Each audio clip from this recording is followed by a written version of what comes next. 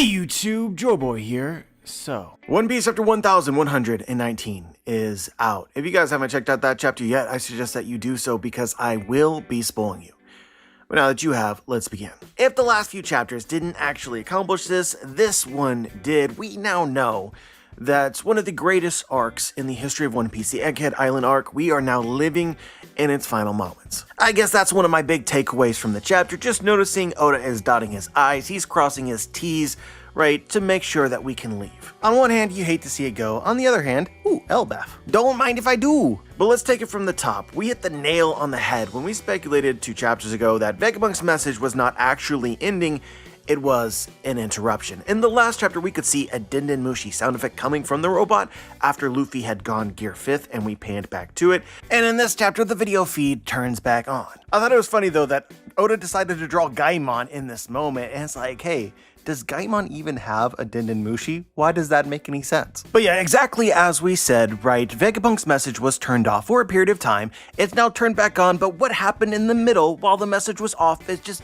lost to the ether. We will never ever know precisely what Vegapunk had to say about the D initial and the Will of D. Once again, the theme holds true that everything that Vegapunk either has designed or planned has some sort of flaw. There is some failing. He's rolling over in his grave. But I'm over here like, bro, you spent 10 minutes talking about the coffee. So far, that really hasn't paid off at all, so you could have done like 9 minutes and we wouldn't have had this problem. But yeah, all things considered, losing the initial D, the Will of D, that conversation for Vegapunk, I'm not that sad about it. Not really. I feel like I know basically what he was going to say, and we're all going to figure it out. The world is too, eventually. But yeah, honestly, guys, if you think too much about this, which we are inclined to do here, I think that this says something about the immediate future of the story. You ask yourself, why specifically can the world not know about the Will of D at this precise moment? On one hand, it could just be that Oda is saving this for later just because he feels like he has revealed enough here, and there's no like specific reason the world can't know about the Will of D. It's just a product of pacing the story. But on the other hand, this reveal could change the world in a way that Oda does not want to do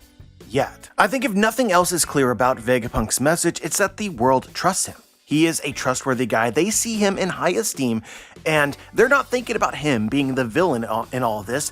They think of him as the messenger revealing truths that have been kept from them. So if he states his support for the family of D and reveals this sort of Will of D, I think that it is probable that a lot of people from across the world would then start to look at members of the family D differently.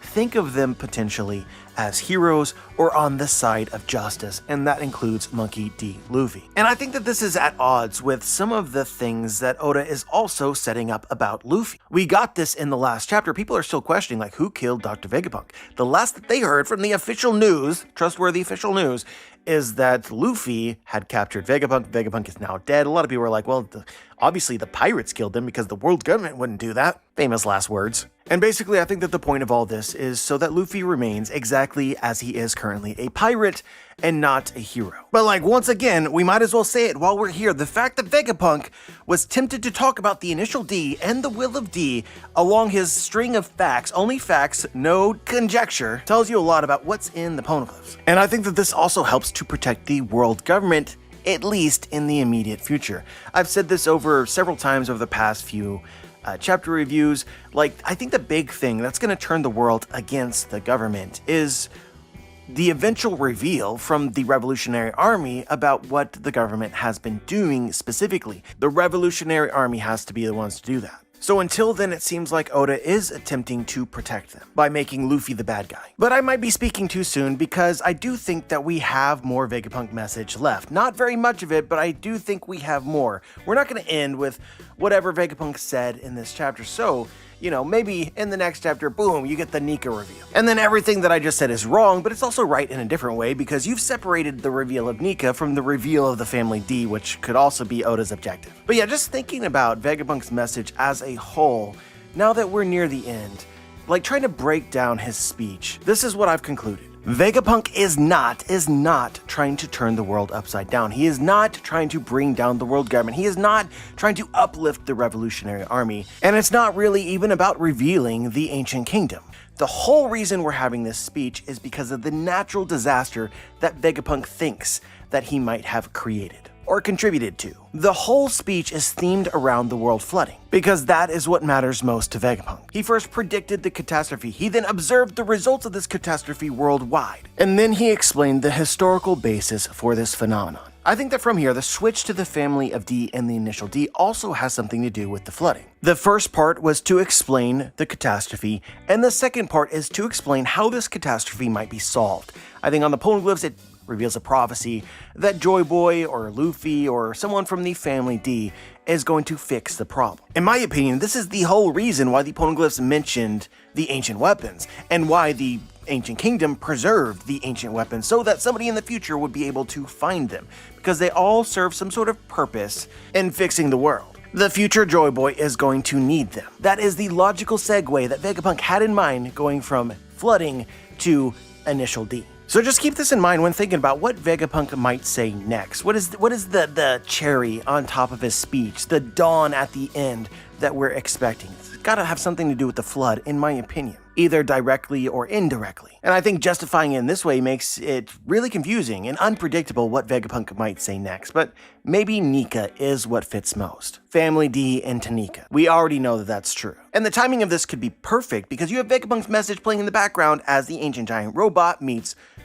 Luffy or Joy Boy. So both live and the recording are going to be talking about basically the same thing at the same time. But we'll see, of course. But focusing more so on the end of Egghead itself, I think Oda's pretty much telegraphed what is remaining in this arc. Not all the Straw Hats have gathered yet. Usopp and Nami and group have not yet made it to the ship. And so we see Atlas say, well, I'm going to go get them. Yeah, she dead. Sorry guys, Atlas is going to die. That is what I think. Said this from the very beginning of the arc and still believe it right now. There are simply too many Vegapunks. You don't need all of these Vegapunks.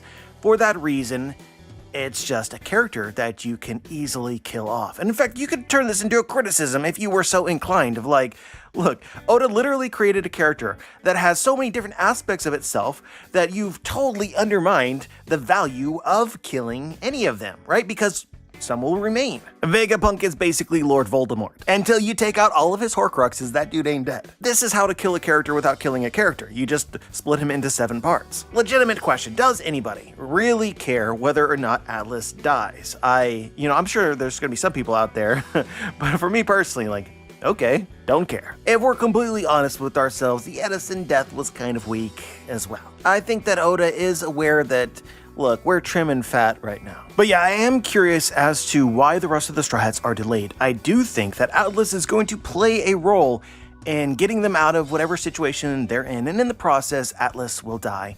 But, we're at an interesting juncture, not for necessarily Atlas's death, but like, how do we end this arc? The truth is that since the time skip, Oda has loved splitting the Straw Hats up. Probably for the same reason as he loves killing Vegapunks, is there's a lot of characters here to deal with, and it's better to sort of separate them into manageable parts. Jinbei did not travel with the Straw Hats at the conclusion of Fishman Island, even though Oda easily could have done that. During Dressrosa, half of the crew just leaves mid-arc. At the beginning of Zoe leading into Whole Cake Island, only half of the crew go to Whole Cake Island. And even after all the build-up, all the hype of a potential new Nakama in Wano, we leave the arcs with no new Nakama. I personally think that Oda is conscientious of the number of characters that are active in the story, and that in order to get characters to shine, you can't have too many in the same place at the same time. Hell man, even look at Egghead itself. We begin this arc with the Straw Hats separated. We're ending this arc as well with the Straw Hats separated. Oda understands the value of groups. It's fair to wonder if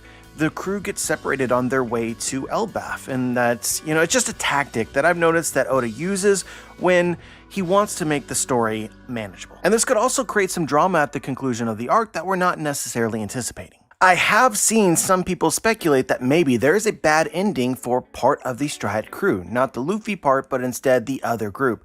I'm not there yet. I don't think so. But certainly there's room for things to occur here that are unanticipated if Oda wants to. Kind of like the ambiguous fate of Jinbei at the conclusion of Whole Cake Island. Meanwhile, I expect the ancient giant robot to do work. One of the things that this chapter subtly did is it personified the robot. The robot is not just a robot. The robot, as far as Joy Boy and the Ancient Kingdom were concerned, is a person, and we know that because Joy Boy gave it a name, MF. Honestly, I think that you can think of it like a souped-up pacifista that retained some form of consciousness. That's the big thing with Kuma, is they took Kuma's consciousness.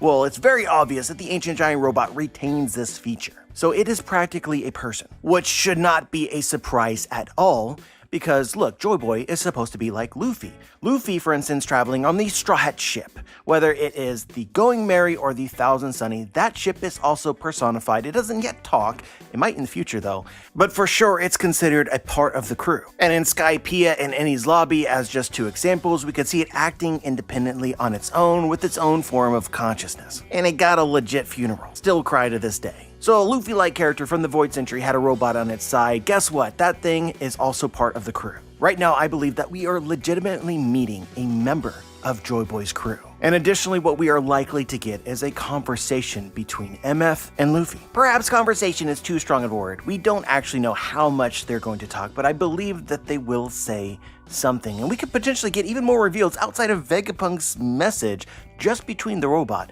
and the Strat crew, or the robot and the Gorosei. So a brief conversation, and then the robot will probably hold the door as the Strats escape, and the arc ends. And I think all of this fits as well, because right now the Gorosei's #1 objective is not the Strat crew.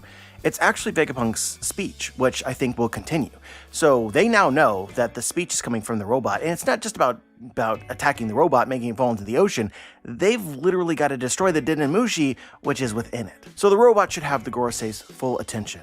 And this is probably the moment where the Ancient Kingdom technology is gonna be flexed. We'll see what the robot can do. I mean, already, it broke the tusk of Warcry, which by itself is like, no one else could do that. So it'll be the robot versus all of the Gorosei, as the final seconds of Vegapunk's message plays. And I guess my only hope here is that now that MF has been named, and we know probably all of its history, I hope that it survives. Even if that means it runs out of juice because Luffy is no longer in Gear 5th, it falls back into the ocean where it can wake up again at some specific moment in the future because of circumstances, right? That's cool with me. I just hope that it survives. Honestly, guys, I've got a big tinfoil idea about these sorts of things in a video that should be coming out like Sunday or Monday. I don't really want to spoil that video. All I can really say is that I expect something cool to happen in the future. And I don't think that we've seen the last of MF or others like him before the story ends. But yeah, what else do I want to say about the chapter? It was pretty short, and in that sense, it was kind of a little bit underwhelming as well. I definitely left this chapter wanting a little bit more.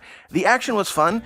The action was also really weird. It was like, weird. Maybe a little weirder than I liked it. I don't want to say that I dislike Gear 5th, because that is absolutely not the case. But at the same time, I think Oda is under pressure with Gear 5th to make the battles kind of absurd.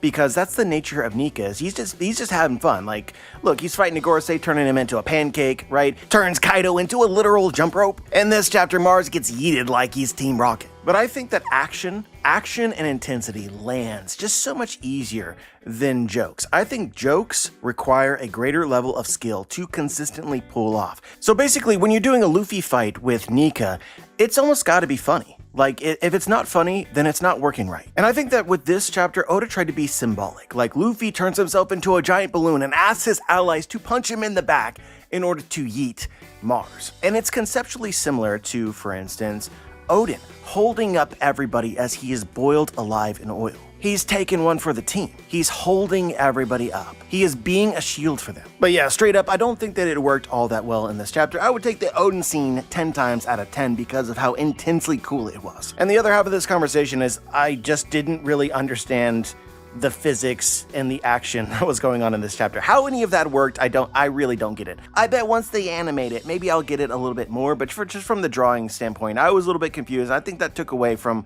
what was happening. But shout out to the following members of CP0. That was funny. Once again, can you imagine what they're thinking about everything that is taking place right now? Get swallowed by a worm, get blown up, and now you're suddenly falling. Like, what in the world? After all of this, they are definitely going to retire. And if they try to tell this story to anybody, they're going to be labeled crazy. But going back to what we said at the beginning of the review, Mars being the first Gorosei to go serves a purpose, because Mars is the flying Gorosei.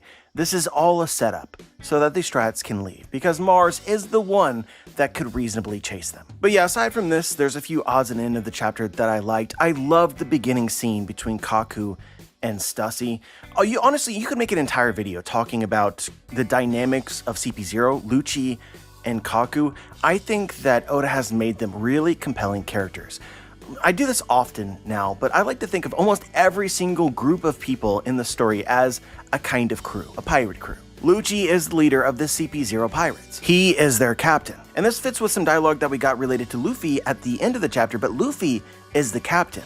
What he says goes, the same as Lucci. And so from the beginning of the chapter to the end of the chapter, Oda is intentionally drawing attention to the differences in leadership between Lucci and Luffy. What does Luffy do? Luffy gathers allies. He finds friends in unlikely places. Kaku knows that Lucci would not do the same. So I think the knee-jerk reaction of this scene is to think of Kaku as heartless. Like, clearly they're in love. Clearly he cares about Stussy. Clearly they should be traveling together. We ship this. Everyone should ship this. Why would Kaku do that? But he's actually doing it to protect her. In a way, it's kind of like Pudding and Sanji at the end of Whole Cake Island. Kaku is not free to do what it is that he wants to do, but he can rebel enough to be disobedient or defy his captain. What is Lucci gonna want? What would you do as a member of CP0 in this case, right? You would just pretend to be in love with or friends with Stussy so that you can lure her in as a trap. Kaku did not do that, and it's kind of a low-key powerful moment. But yeah, I think that it's finally time that we address the elephant in the room, guys.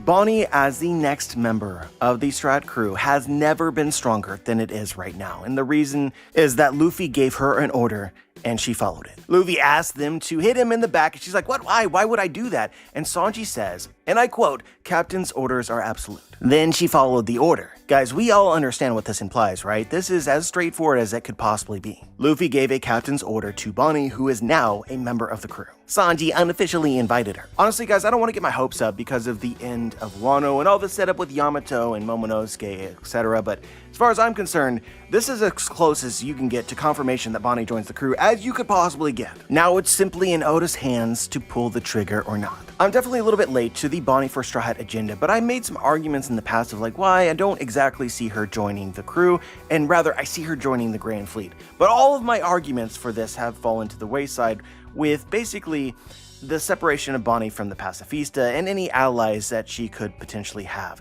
She's obviously going to continue traveling with the Strats to Elbaf. She clearly has motive to join the Strats. She's clearly a kid and could potentially fulfill the role of like a deck swabby for the Strat crew, no different than Shanks and Buggy on Roger's crew, that sort of thing. She's the right age, but she's also powerful enough that she won't be a hindrance. There's a lot about this that is perfect. So to repeat what I said earlier in the arc, I hope that Oda does this. I really like Bonnie. And this is what Luffy does, right? He takes other people's dreams, he inherits them, and he fulfills them. Right now, Kuma has an unfulfilled dream to protect Bonnie. Somebody needs to do that. Why can't it be Luffy? And through Bonnie, I know that it isn't technically true, but for me, it's essentially true. You've added a member of the Buccaneer race to your crew, because that is spiritually what Bonnie is. You've literally added a celestial dragon to the crew, because that's literally true. And in my mind, Bonnie is also a de facto member of the Revolutionary Army. Certainly, she connects all these three groups together. And the Strats are all about diversity, right? Like, look at the Grand Fleet, giants and dwarves and long arms and whatever Bartolomeo is. And then on the crew itself, fishmen and Jinbei, princes and Wano, a literal creature and a robot. Bonnie checks a lot of boxes. But yeah, guys, last thing that I want to say here is that, we're expecting this arc to be over really soon, within the next couple chapters, but it could be prolonged somewhat because of the end of this chapter. We get a mini flashback, or at least dialogue between the robot and it appears Joy Boy from the past. And I'm kind of hoping, let me know if you think that I'm hoping in vain, but I'm kind of hoping that we get a robot flashback in the next chapter, and maybe a reveal of Joy Boy's appearance, or at least silhouette. And I'm not talking about the cartoon Nikki here, I'm talking about the literal appearance of Joy Boy. Up close. My avatar about to come to life. I hope so. But yeah, guys, I think that that's all I had to say about this chapter. As always, I'm curious as to what you guys think, whether you know something from the chapter that I might have missed. Just share your thoughts. If you're interested in checking out my book, The Booms, link is in the description. Like the video, subscribe, click the bell to be notified, join the squad, and as always, guys, have a wonderful day.